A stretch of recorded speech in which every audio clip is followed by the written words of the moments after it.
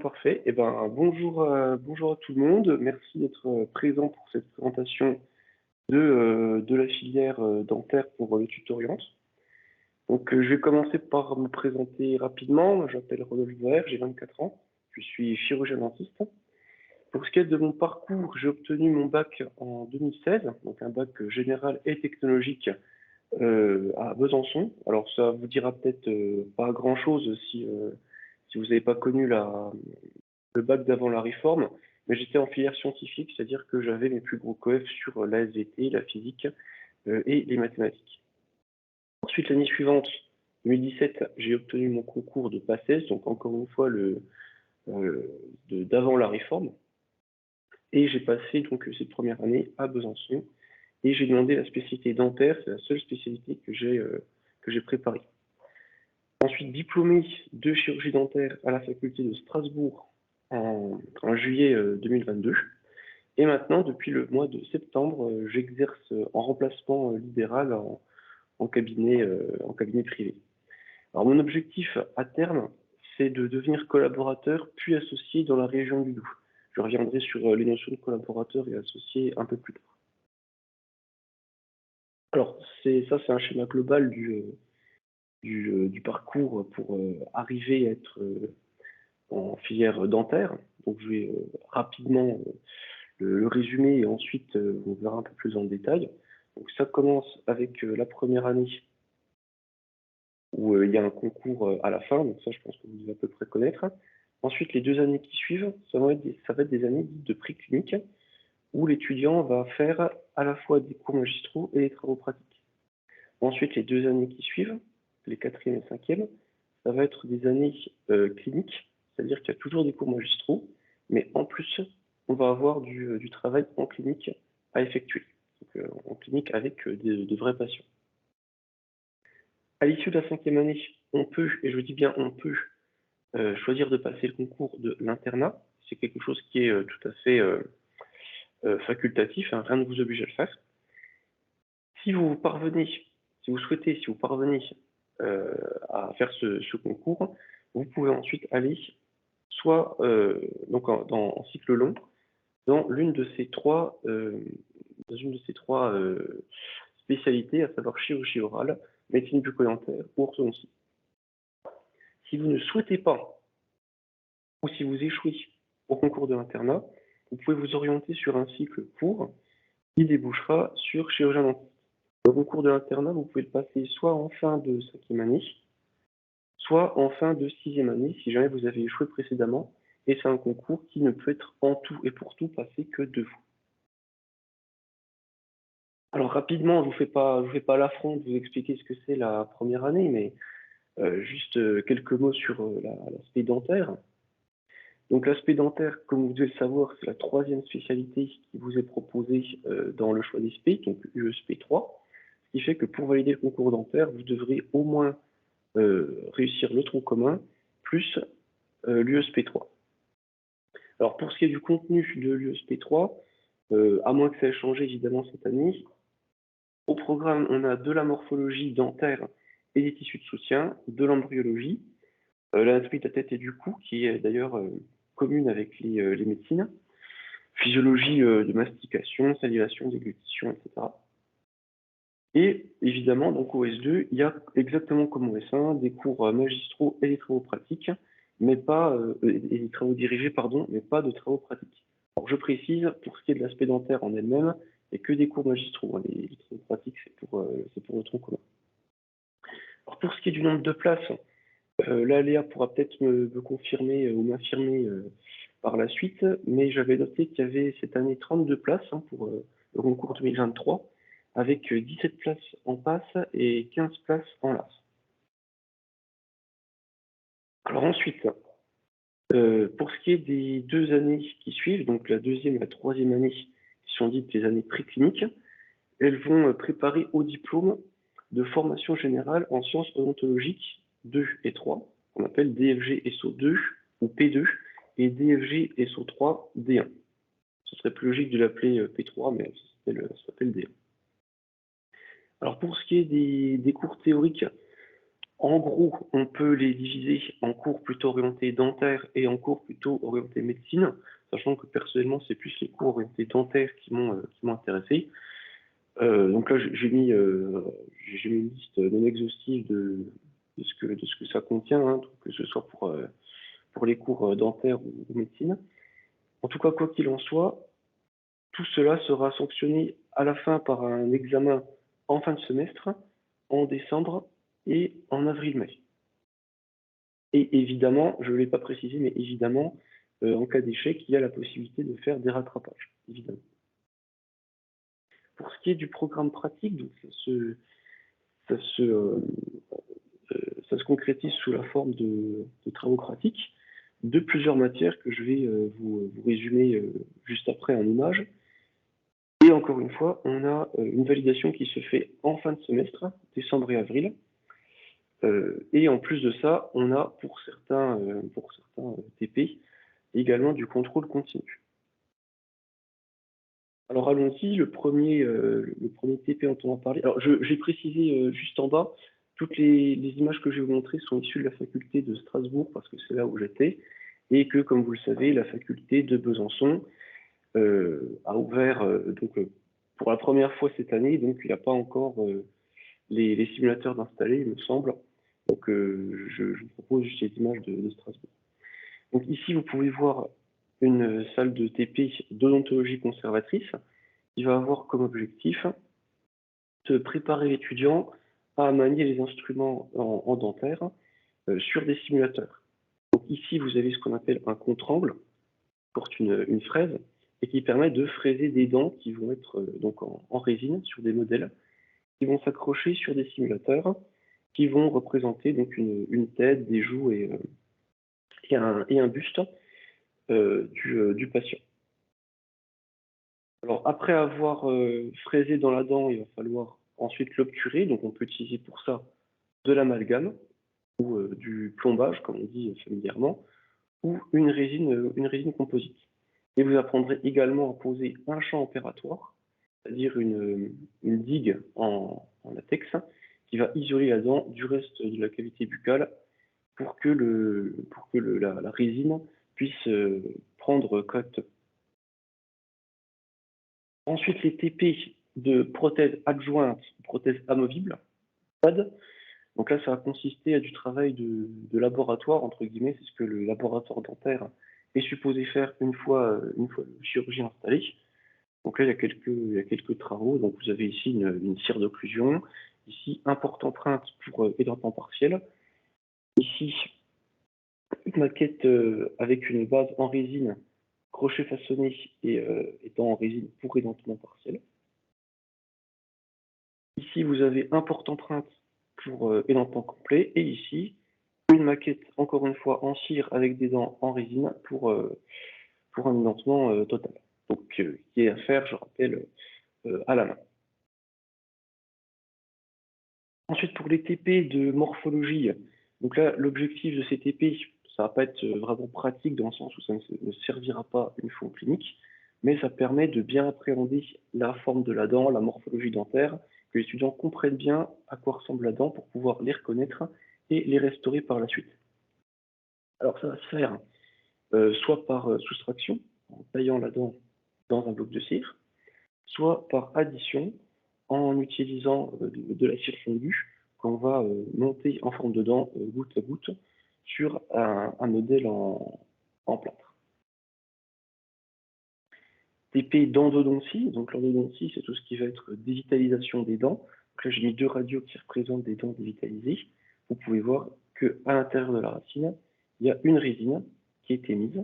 Donc l'objectif c'est d'ouvrir la dent par le dessus, par la couronne, avec cet instrument-ci, et de passer pour mettre en forme le canal, ensuite mettre un cône en résine rose que vous voyez ici, et obturer le tout avec le cône et le ciment.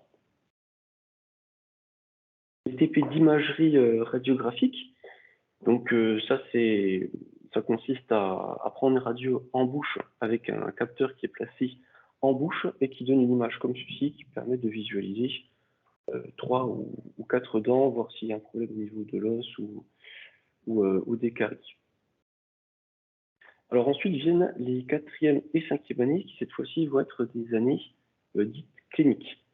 Donc là, le diplôme qui est préparé, c'est le diplôme de formation approfondie en sciences odontologiques 1 et 2, qu'on va appeler familièrement D2 et D3. Et cette fois-ci, l'étudiant exerce en tant qu'externe à l'hôpital. Alors pour ce qui est de la théorie, parce qu'il y a évidemment encore des cours, on a toujours les cours plutôt orientés dentaires, toujours les cours plutôt orientés médecine. J'ai juste pu remarquer que les cours orientés dentaires étaient un peu plus techniques que ce qui avait pu être vu dans les deuxième et troisième années précédentes. Encore une fois, les examens sont validés à la fin du semestre, en décembre et en avril. Et il y a juste deux examens particuliers de ces quatrième et cinquième années sur lesquels on va s'attarder. C'est premièrement les ECOS, ou examens cliniques objectifs et structurés. Donc ça, c'est des examens qui se passent en quatrième et en cinquième année, et l'étudiant est évalué sur une épreuve rapide, ça fait entre 15 et 20 minutes, où l'enseignant va lui demander soit un geste technique, soit de restituer des connaissances théoriques. Par exemple, ça peut être placer une digue sur un simulateur, un champ opératoire, ou bien expliquer à un patient imaginaire quels sont tels ou tels avantages de telle ou telle solution thérapeutique. Et un autre examen très important, dont on reparlera un peu après, c'est le CSCT, Certificat de synthèse clinique et thérapeutique, qui lui n'est à effectuer qu'en cinquième année.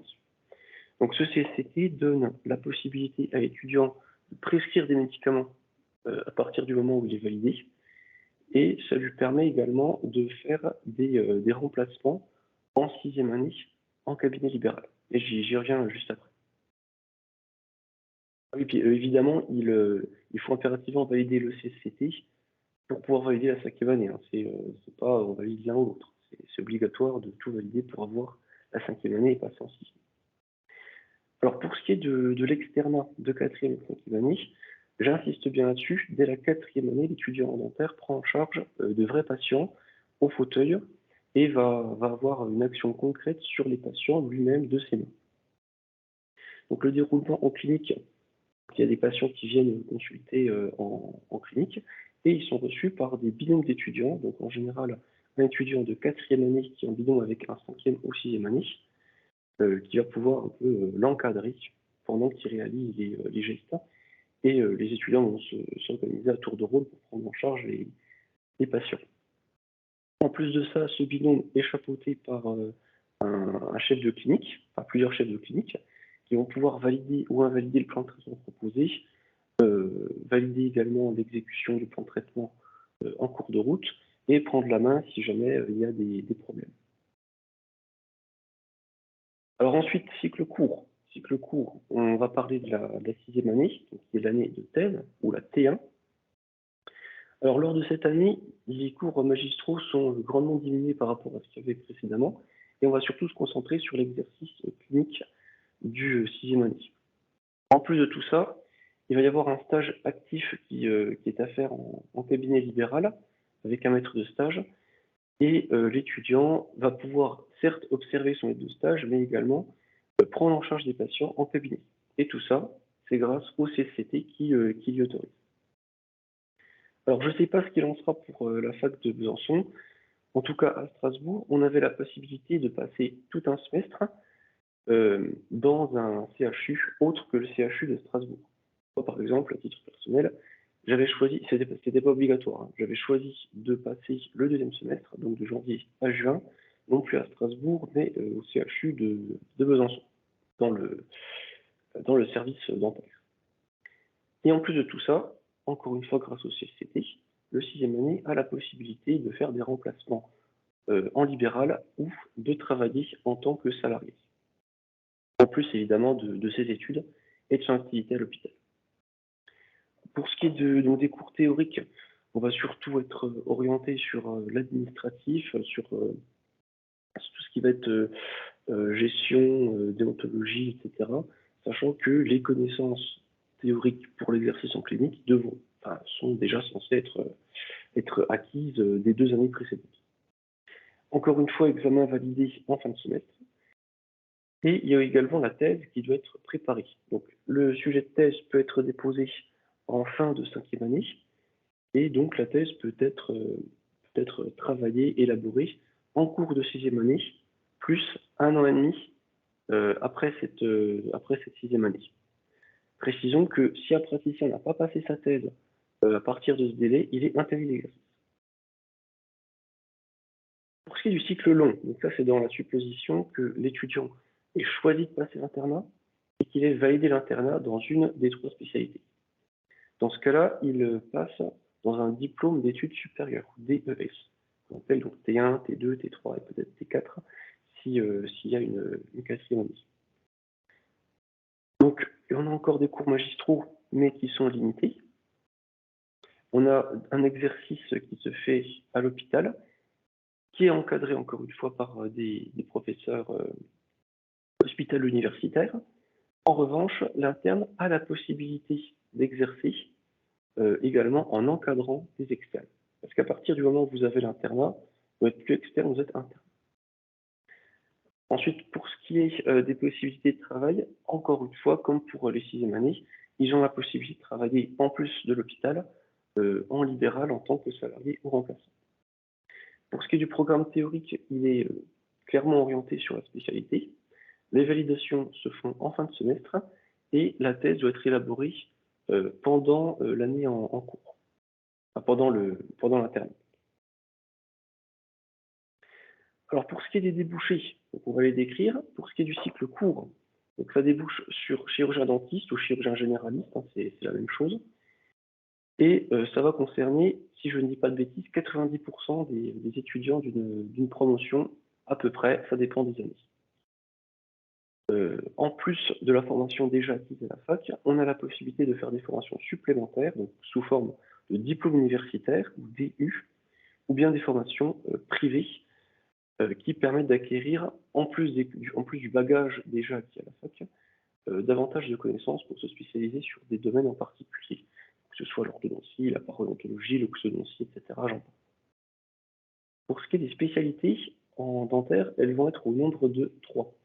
Donc la première, c'est la chirurgie orale, que vous connaissez sûrement mieux sous le terme de stomatologie, qui nécessite 4 ans d'études supplémentaires. Alors c'est le seul des 3 concours qui est accessible à la fois aux étudiants dentaires et aux étudiants médecine. Il y a des places qui sont réservées pour les deux. Et ça va, le chirurgien oral va être amené à pratiquer des chirurgies un peu plus avancées que ne le ferait un dentiste généraliste. Donc extraction de dents incluses, pose d'implants, greffe sinusienne, frénectomie, chirurgie de tissus mous, osseuses, etc. La médecine bucco-dentaire, qui se fait en 3 ans, elle, ça va consister en un exercice général, mais sur des patients bien spécifiques, des patients qui nécessitent des compétences particulières et un équipement matériel particulier. Donc c'est le cas des patients très jeunes, tout ce qui va être de la pédiatrie, la gérontologie, pour les patients polyhandicapés, les patients atteints de maladies rares, etc. Et enfin, la dernière spécialité que je pense vous devez un peu mieux connaître, c'est l'orthodontie, qui se fait également en 3 ans et qui va, dit simplement, consister à remettre les dents droites, mais pas que, ça consiste également à déplacer des dents en vue de préparer une chirurgie ou dans un objectif prothétique. Alors pour ce qui est des modes d'exercice, l'écrasante majorité des gens qui vont ressortir de la fac dentaire, ça va être un exercice en cabinet privé qui peut se faire sous 3 formes. Donc, collaborateur salarié. Le salarié travaille dans un cabinet qui ne lui appartient pas, il a un patron qui lui verse un salaire et il a un lien de subordination avec cette personne. Et à côté de ça, il bénéficie de tous les avantages qu'offre le salariat, donc à savoir des congés payés, des arrêts maladie possibles, les 35 heures, le SMIC, etc. C'est pas un mode d'exercice qui est très populaire, que ce soit de la part de l'employé ou de l'employeur. L'exercice en collaboration libérale, cette fois-ci, donc ici, Le dentiste va travailler dans un cabinet qui ne lui appartient pas, mais il va le faire en toute indépendance de son titulaire et il va simplement payer entre guillemets un loyer en lui reversant un certain pourcentage de son chiffre d'affaires. Ce loyer va permettre de financer, entre autres, l'énergie et le matériel qui vont lui être mis à disposition par le titulaire. Le collaborateur ne participe pas aux décisions de l'entreprise. Ensuite, pour ce qui est d'associés, donc là, le dentiste possède une part de l'entreprise, il possède une part du cabinet, il exerce lui aussi en toute indépendance par rapport aux autres associés. En tant qu'associé, on peut prendre des décisions dans la gestion du cabinet, il n'y en a pas de rétrocession à faire. En contrepartie, les frais de matériel et d'énergie est à la charge de chaque associé. Ensuite, on a l'exercice hospitalo-universitaire, donc pour devenir professeur à la fac. Donc pour ça, il est nécessaire, en plus du doctorat, de passer un master et de valider le concours d'assistant hospitalo-universitaire, le concours d'AHU. Alors en tant que praticien hospitalo-universitaire, il y a un exercice à l'hôpital qui est obligatoire et qui va énormément limiter les possibilités d'exercice en libéral. Donc en gros, il faut être préparé à ne travailler plus qu'à l'hôpital, ou du moins quasiment plus qu'à l'hôpital. Il est attendu de ce praticien qu'il fasse de la recherche et qu'il participe à l'enseignement théorique et pratique. Ensuite, même si là on rentre vraiment dans les cas un peu plus rares, hein, ça concerne assez peu de gens, mais on a l'industrie, où là le praticien va se mettre au service d'une filière commerciale, prodiguer donc des conseils, participer aux essais cliniques et faire la promotion des produits. Et également les charges administratives. Donc les dentistes peuvent aussi travailler dans l'administration en tant que dentiste conseil, sauf que le dentiste conseil, c'est celui qui va surveiller que chaque dentiste respecte bien les règles de déontologie qui leur sont imposées. Alors maintenant, je vais vous parler de mon ressenti par rapport, dans un premier temps, à la filière. Donc moi, j'ai été satisfait des points suivants. On a un cursus qui est court, donc seulement 6 ans. Titre de comparaison, médecin généraliste, maintenant c'est 9 ans, si je ne dis pas de bêtises, et chirurgien, c'est 12 ans. Donc on passe quasiment du simple au double. Donc le fait que ce soit des études de seulement 6 ans n'est pas un point négligeable.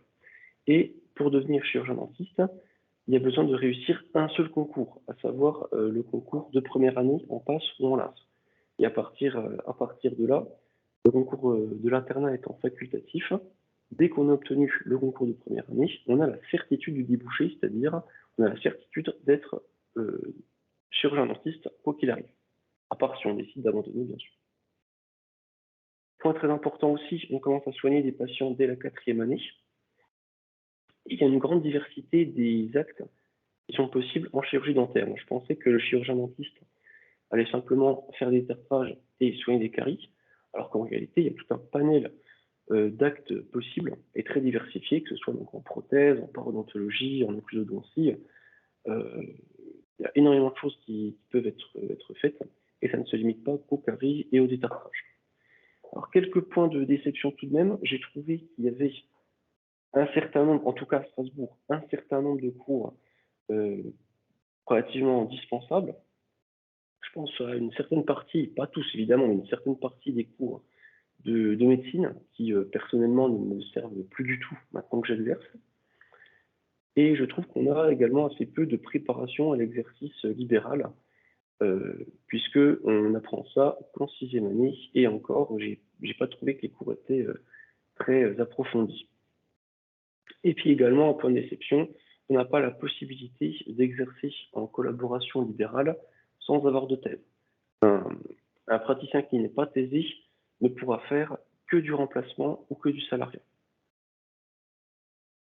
Mon ressenti sur mon expérience en tant que praticien, j'ai beaucoup de points positifs. Je suis globalement très satisfait de mon métier. Donc, je suis satisfait parce qu'on a une liberté d'installation géographique, c'est-à-dire qu'une fois que le diplôme est validé, eh bien, on peut exercer où on veut en France, on n'est pas limité à un département en particulier. C'est un métier qui est très gratifiant parce qu'il y a un contact humain qui, personnellement, m'a m'a donné envie, entre autres, de devenir dentiste. Et je vous assure que c'est extrêmement gratifiant quand vous recevez un patient qui arrive, qui a mal, qui souffre, hein, qui a des demandes, et qu'il sort de votre cabinet en vous disant merci docteur. C'est extrêmement gratifiant. Également, c'est un métier qui est à la fois intellectuel et manuel, c'est-à-dire que c'est pas le tout de savoir exécuter une tâche, il faut encore savoir à quel moment l'exécuter, à quel moment ne pas l'exécuter et l'intégrer dans un plan de traitement, ce qui fait qu'il faut réfléchir systématiquement avant d'agir. Marge de progression dans le métier qui est très importante, hein, parce que dès qu'on sort de la fac, on a, on va dire, le bagage de base et on a la possibilité de se former ensuite avec des formations privées ou des DU qui ouvrent beaucoup d'autres portes par la suite. Une progression, une progression qui reste possible tout au long de la carrière. Également, un exercice qui se fait en toute liberté et indépendance. Le dentiste, entre guillemets, c'est son propre patron, puisqu'il peut choisir donc le temps qu'il accorde à chaque patient, les jours qu'il travaille, s'il veut ou non prendre des vacances, si oui, à quelle fréquence, etc. Également, une liberté dans les décisions de plan de traitement. Alors, évidemment, quand on débute, on a un peu peur de ne pas choisir le bon plan de traitement, mais globalement, c'est le praticien qui décide de ce qu'il fait, qui est responsable de ses actes. Ça peut être un peu impressionnant au début, mais plus on avance et plus on prend de la confiance en soi, de l'assurance, moins c'est un aspect négatif et ça devient positif très rapidement. Et ensuite, évidemment, on va dire les choses comme elles sont. Il y a des revenus importants qui sont possibles dès le début, sans qu'on ait forcément à être pistonné ou à trouver la bonne occasion, comme ça peut être le cas dans d'autres études supérieures. Donc, là, dès que l'étudiant valide sa 6e année et qu'il est chirurgien dentiste, euh, pour, pour peu qu'il s'installe, bon, pour peu qu'il trouve un cabinet où s'installer, il va, dès le début, dès qu'il s'installe, dès les premiers mois, avoir un salaire qui est déjà bien suffisant, sans avoir besoin de monter forcément en expérience, d'avoir des formations complémentaires. Dès qu'il s'installe, il peut prétendre à un salaire tout à fait correct. Des points négatifs pour l'exercice, moi j'ai trouvé qu'il y avait un écart qui était quand même assez notable entre l'apprentissage qu'on nous dispense à la fac et la réalité du terrain, dans le sens où à la fac, on est très bien formé pour les actes, pas de souci, mais pour ce qui est de la gestion des patients, gestion des rendez-vous, suivi global du patient, là c'est quelque chose que j'ai dû, entre guillemets, apprendre sur le tas. Je vous rassure, ça se fait. Et j'ai trouvé que c'était un travail qui était parfois un peu fatigant mentalement. Alors évidemment, c'est pas spécifique à la chirurgie dentaire, hein. Tous les métiers vont être un peu fatigants mentalement. Mais voilà, je tenais quand même à le signaler, d'autant que le dentiste va avoir une charge mentale supplémentaire, dans le sens où il doit avoir entre les mains la santé de quelqu'un, la gestion de la santé et du confort de vie d'un patient. Donc ça peut un peu rajouter un petit peu à cette charge. Et encore une fois, c'est contrebalancé par le fait que ce soit très gratifiant. Donc voilà, j'ai fini la présentation. Je vous remercie beaucoup de votre attention. Je me tiens à votre disposition pour vos questions. Et si jamais après coup vous avez d'autres questions qui vous viennent en tête, vous pourrez les transmettre à vos tuteurs et puis je pourrai y répondre par la suite si vous le désirez. Je voulais vous souhaiter évidemment bon courage pour vos études, quelles qu'elles soient et quels que soient les débouchés, que vous ayez ou non votre concours. Bon, du coup, on vous laisse la parole si vous avez des questions. Et je voulais juste faire une petite précision du coup par rapport aux chiffres que tu as avancés pour le nombre de places, pour dentaire. Donc, les chiffres, officiels ne sont pas encore sortis. Du coup, je pense que ce que tu as, ça doit être une estimation qui, à peu de choses près, vont être, le nombre de places réelles. Mais pour l'instant, on peut pas s'avancer pour dire si ça va être exactement oui ou non, ce nombre de places-là, mais ça doit se jouer à peu de choses près, quand même. Ouais, j'avais vu ça en décembre, si je dis pas de bêtises. Donc oui, ça doit être un prévisionnel. Oui, voilà, c'est ça. Bah, doit pas tarder à sortir parce qu'en général, ça sort, voilà, courant janvier. Donc ça les vrais chiffres devraient arriver.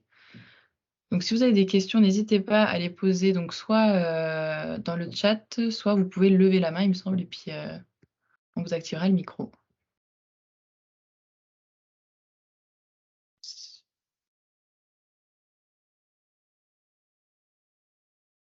N'hésitez pas, hein.